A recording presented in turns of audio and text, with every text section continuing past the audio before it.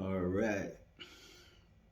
So I'm currently traveling at the moment, and I've been doing so for maybe the past 2 weeks. I don't even know how long it is. It feels like it's been forever. So before I was in Montenegro, Albania, and a little bit of Croatia. That was more of a stop off before coming to Warsaw. And then from Warsaw, I've come down to Krakow, and that's where I am at the moment. And the next destination is on the cards in the next day or so. But yeah, I wanted to fire up a video for myself, for you guys to, yeah, tell you about my experience of traveling and why I think, it builds character and strength, resilience, and why you should do it too. Um, so yeah, there is obviously a difference between traveling solo and also traveling with someone, with people, and so on. And what's always resonated with me about traveling solo is that I'm someone that's always liked my own space. Ever since I was a kid, or a child, teenager, I would just remember that, a lot of the time I'd spend it on my own and I'd be in my own creative energy or playing computer games, drawing comics, whatever it may be. And yeah, I just love my own space, even till this day. A lot of the time, I love going on walks alone. But don't get me wrong, I'm an ambivert. When I'm around energy, good energy, like I thrive. But there is some energy that, if someone's like overly extrovert, that can kind of push me away, kind of sucks my energy. And yeah, I don't tend to resonate with hyper people that much.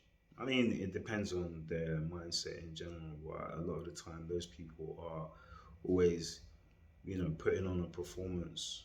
And yeah, it's a little bit of a put off at times. But, if like we have similar mindsets and, we bounce off each other, then it's cool. But in general, a lot of the time, those people, yeah, I don't really resonate with them so much. But yeah, it's like traveling. You can treat yourself, before you're thinking about other things. Generally when people want to go on holiday, especially the lads or the guys, the boys, the bros, whatever. There's one thought and one thought only a lot of the time, and that is to bag chicks. And don't get me wrong, that is, it's not something that I'm saying that I don't do or don't want to do, but at the same time, my time comes first, and what I want to do on my break or, my experience is to do me, to do whatever suits me. That's why I'm traveling solo. I can have the comparison with, when I was traveling with my friend and to, traveling solo by myself. And yeah, look, I love my boy. He's a great guy, and it's great that we can experience things together and we can, you know, bounce off ideas or, we can explore, go on adventures together. But, sometimes you find yourself using each other as a crutch. You experience things together and you kind of, I mean, you still, engage with your environment and other people and so on.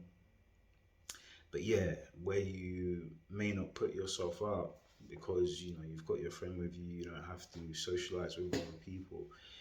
You kind of rely on that, and yeah, that can be somewhat of a cop out because you're not challenging yourself. You're not pushing the boundaries. You're not putting yourself in uncomfortable situations, which is what I'm doing now. Like, so I traveled with the same friend in, a number of years ago, 2017, and it was a great experience. It's one of the best experiences I've ever had. We went to what, 9 different countries, 3 or 4 different continents, whatever it was. And at the time, I was very much wanting to go on my own. And I think what I really realized was is that it wasn't so much that I was gonna have a life changing experience, but it's more the subtleties, the nuances about being on your own, especially if you're in Southeast Asia where the culture is completely different. Now I'm in Europe and a lot of things are similar. They're the same to, where I'm from. There's everything's modernized, everything's similar. Social media, globalization has literally brought the world closer. People are wearing the same things, there are the same shops around. You know, things work pretty much, in accordance to, yeah, like where I'm from. So yeah, these are the things that, when you travel, that, especially when you travel solo, that you have to think about, or when you're traveling someone, if you need that comfort zone and, someone to hold your hand, I really don't think that you're taking any risks. You're kind of being comfortable in an uncomfortable place. Whereas I think when you're on your own, you've really got to get out of your comfort zone. And don't get me wrong, there are a number of challenges that you will face that, you'll be thinking, actually, I want to run back home. You want to go back to your comfort zone. But, sometimes these are fleeting things. It's normal to have a bit of homesickness, to, not have those home comforts and so on. But you've got to break through those. And when you do break through those, that's what really pushes you. That's what is really going to, challenge you. So yeah, I totally recommend traveling on your own. You're gonna build a strong character, and it's not gonna be, so much of a life changing experience. It really can depend on the way you go about it. Now, some people, they go the route of, becoming maybe a backpacker. That's what I did in 2017, and yeah, I'm not backpacking. I'm not backpacking this time. I'm more comfortable. I'm in, Airbnbs. I'm staying in, reasonably decent hotels and stuff like that. Hostels and that, if it's one night maybe, but yeah, I can't do that for a duration of time. I've got to a point in my life where I like comfort. Again, though, staying in hotels does challenge you. You meet a lot of people, but again, when you don't stay in hotels, you kind of got to force yourself to meet people, and that's, something that I want to, establish and challenge myself in doing, because yeah, I'm old enough now, I'm mature, wise enough to strike up conversations, be social. If I don't want to be social, I don't have to be. I can just do my own thing. I can come back to my own space and I can chill. I can shoot videos, or I can do some routines. Now, in talking about that, actually, routines can get disturbed. Obviously, when you're traveling, when you're going from place to place, you're packing your bag every other day, whether, depending on the duration of your stays. So you can really get thrown off, and you can become tired. You can become fatigued as well. Reason for the glasses. And it makes you channel yourself and into doing the right practices, let's say. So I'm still trying to meditate, or I'm still trying to learn, I'm still trying to read and so on.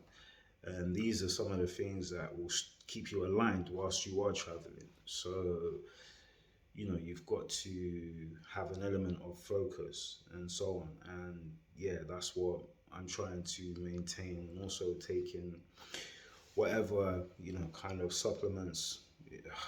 To be honest, I need to get some, yeah, what do you call it again? Oh, it slipped my mind, but yeah, stuff for dehydration. you can let me know. That's just slipped my mind right now. So yeah, we need to get that. But also diet is out the window a lot of the time when you're moving from place to place. You can't work out as much. So I found a few spots in different areas. You know, it's particular when I was in Dubrovnik, and I think I may have done some in Montenegro where I had to just find some outdoor workout facilities and continue training. So look, to me, traveling solo, nothing beats it. You've got to have that experience. Don't get me wrong, it's good going away with your boys, your girls, whatever it may be, but